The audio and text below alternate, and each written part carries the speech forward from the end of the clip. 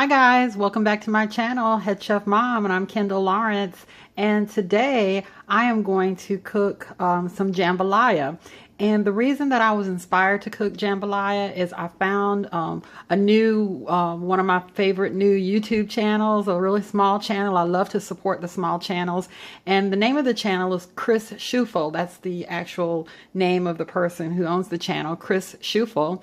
And he has a lovely channel, guys. He does all of this neat stuff where the first video that I ever saw that got me hooked was he cooked some salmon fillets on a rock outside, and he does a lot of outdoor cooking over fire, over open flames. And he had this like giant piece of slate that he got really hot, and he cooked this amazing salmon on it. And I was like, oh my God, this is so awesome. So he takes a really unique approach, and he seems like a really cool character. So I want you to go over and check out Chris Schufel. And this is one of his recipes that he did outside in the Dutch oven. He cooked some jambalaya over an open fire, and I contacted him. I really liked the recipe, and I contacted Chris and I said, hey, what if I recreate this in my kitchen and put it on film? And he said, oh, that'd be an awesome idea. So that's what I'm doing. This is Chris Schufel's recipe. I want you to go over there and check him out and give him some love and give him some subscriptions. He's only got like 60 subscribers right now. He's a very new channel. So let's help Chris get at least to the triple digits. Let's do that. All right. So let's go ahead and take a look at our ingredients. So for the jambalaya, I know most people use andouille sausage, but you know, you do what you want to do when you're cooking your food. And I love this sausage. I get it from a local grocery store. There are, a couple of states in the South. I thought they were unique to North Carolina, but they're not. It's called Carly C's. And they make this fresh link sausage. It's a mild sausage, and it's really lovely, and it goes well in so many dishes. And you can eat it for breakfast, lunch, or dinner. And I put it in all kinds of things. For this application, I am going to remove the casing. I thought about doing it with the casing on, but this is a kind of softer sausage, so I'm going to take the casing off. And Chris, he had a ground sausage. He didn't use andouille either. I've got about a pound of fresh shrimp that I bought from the fish market. I have some chicken broth, some dried thyme, some sea salt, some black pepper. The recipe calls for some Cajun seasoning, and I didn't have any, so it was no problem. I just jumped online and I found a recipe to make up my own Cajun seasoning. I'll probably continue to do that. I have 1 bay leaf. Chris's recipe called for 3 bay leaves, but I'm not a big bay leaf fan, but I really did want to kind of stick to his recipe and give it a try. I've got some crushed tomatoes. He used diced tomatoes. I had crushed tomatoes in the cabinet already, so I was going to use that. I don't think that's going to make much of a difference. I've got a few cloves of garlic that I've chopped up. I've chopped up a small onion here, and about I would say the equivalent of a whole bell pepper, red and green. I've got about, I think, 2 stalks of celery there, and I like to use the leaves. And I have a cup of rice. So let's go ahead and get this party started and put this together. Okay, so I've got my sausage out of the casing, and I've been browning it up. And it's almost brown, and as you can see, I think you can see there's not very much fat there to be drained off at all. So it's almost all brown. I'm going to go ahead and add my vegetables, and I'm going to let them cook. I'll saute them around in my sausage and let them cook. Ooh, a piece of garlic. Can't let that go. And let them cook until they soften up.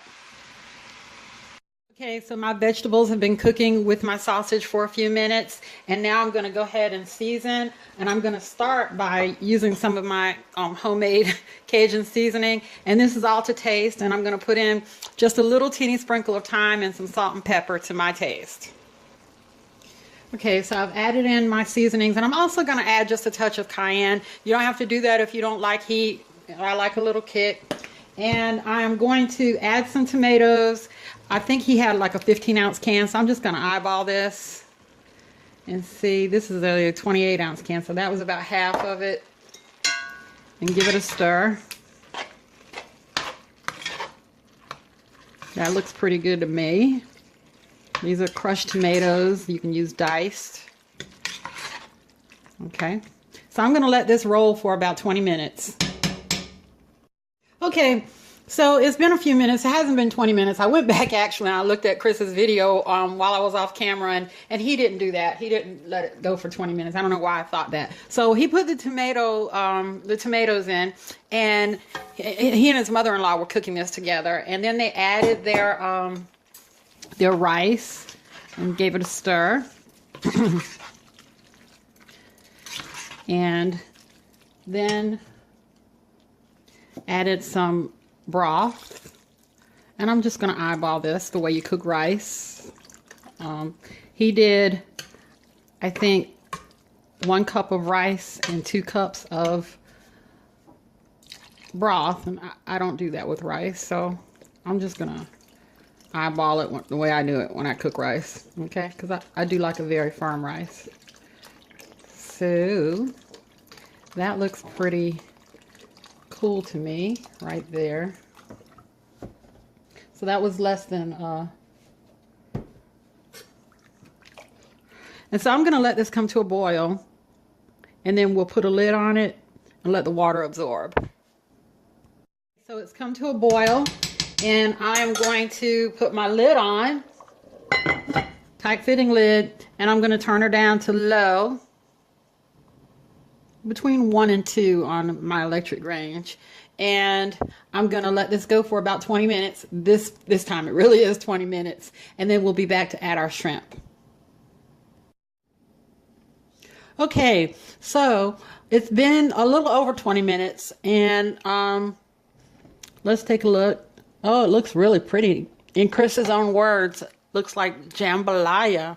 My voice is sounding really funny because I have a retainer and I forgot to take it out. So too late now. I'm already on camera.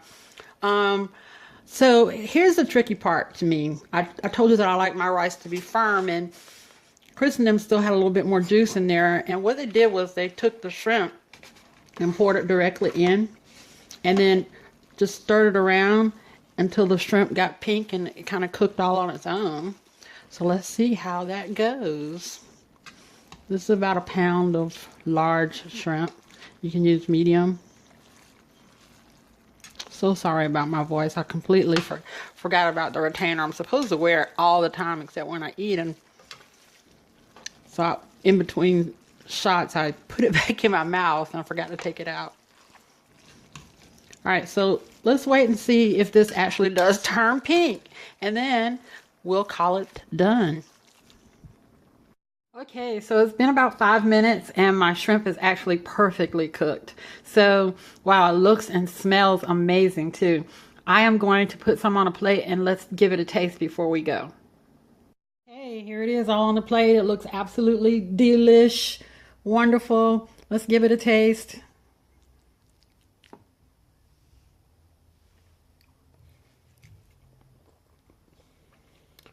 Woo, that is a good recipe. I actually thought that I might have gone a little bit overboard with the heat, but it's just a little bit of kick in there. So even people who are not very fond of heat can eat this. It's not bad. I think I might even add a little bit of some more kick in there. But this is really good. Thanks so much for the wonderful quality recipe, Chris. And guys, please go and support Chris Schufel. I'm going to put links to his jambalaya video and to his channel. Go check him out. He's a cool guy, and his videos are great. His cooking is excellent. So go check him out. Hey, thank you so much for coming back to visit with me today. Please, as always, comment, like, subscribe, share, and go feed your family. Bye-bye.